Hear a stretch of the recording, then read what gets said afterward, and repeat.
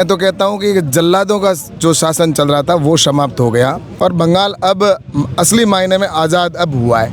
वरना तो भारत 1947 में हुआ है, लेकिन बंगाल 4 तारीख को आज़ाद हुआ है। सर बहुत बहुत बधाई। धन्यवाद आपको बहुत बहुत। पश्चिम बंगाल के बाद अगला टारगेट कहाँ है कैलाश जी का?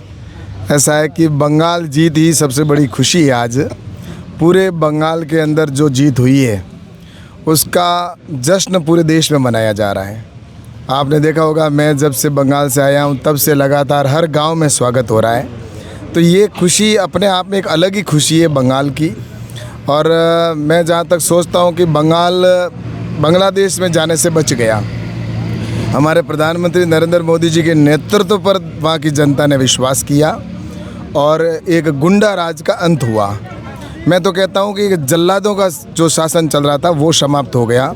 वो जल्लाद हमारी बहनों की इज्जत लेते थे वहाँ पे, और वो टीएमसी के गुंडे जिस प्रकार से वहाँ पर दिन दहाड़े हत्याएं करते थे, और वहाँ पर जो एक कटमनी से लेकर और एक सिंडिकेट चलता था, और उसका अंत हुआ है और एक राष्ट्रवाद की जीत हुई है, हिंदुत्व की जीत हुई है। और अब आने वाले समय के अंदर पूरे देश के अंदर भगवा होगा।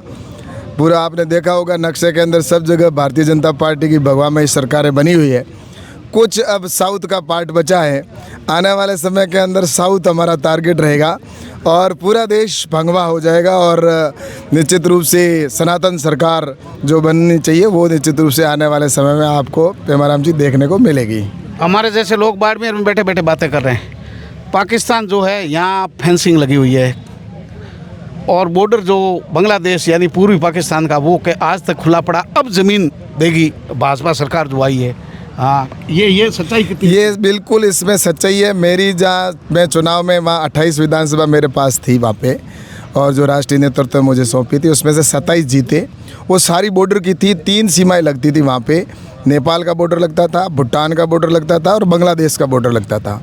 और हम बांग्लादेश के अंदर से हमारे बूथ पे जा रहे थे।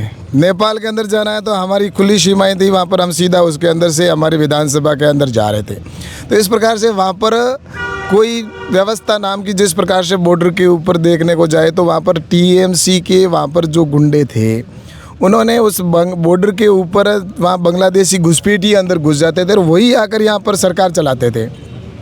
टीएमसी में ममता बनर्जी तो एक चेहरा था, एक मुखौटा था।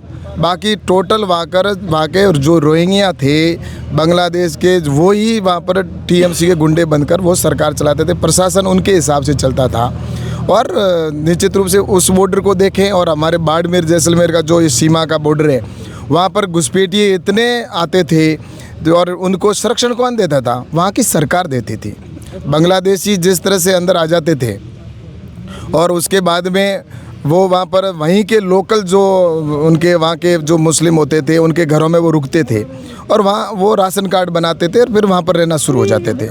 तो वहाँ लोकल जो लोग थे वही संरक्षण देते थे। लेकिन हमें आज खुशी है कि हमारे इस बाड़मेर जैसलमेर और ये जो पश्चिम का बॉर्डर है, यहाँ के लोग जागरूक हैं, देशभक्त हैं और निश्चित रूप से आज उधर से कोई आता है तो तुरंत उसका इलाज हो जाता है। यहाँ के लोग ही बता देते हैं। लेकिन वहाँ पर खुद वहाँ की टीएमसी की सरकार थी, वो उनको संरक्षण देती थी, उनको लाती थी, वो उनको वोट बैंक के लिए, क्योंकि वो उनका वोट बैंक था तो और तुष्टिकरण के आधार पर वहाँ सरकार चल रही थी।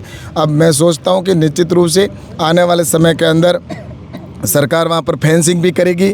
ज़मीन भी वहाँ पर पहला आदेश जो जारी हुआ वही आपने देखा होगा कैबिनेट के अंदर, जो सरकार ने ज़मीन दे दी है। फेंसिंग अब आने वाले समय के अंदर होगी। बंगाल आगे बढ़ेगा, विकास होगा और बंगाल अब असली मायने में आज़ाद अब हुआ है।